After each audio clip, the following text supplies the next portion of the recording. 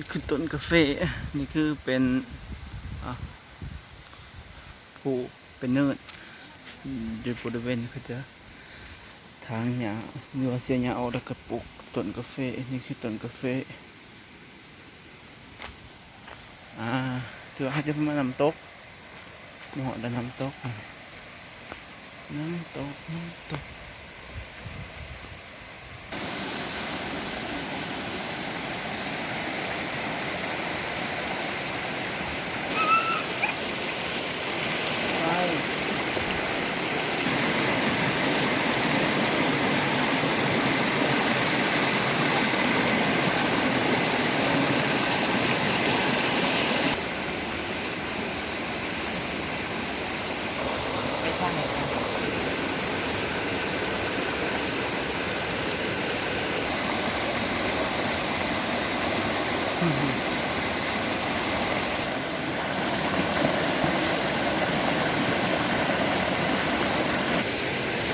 เฮ้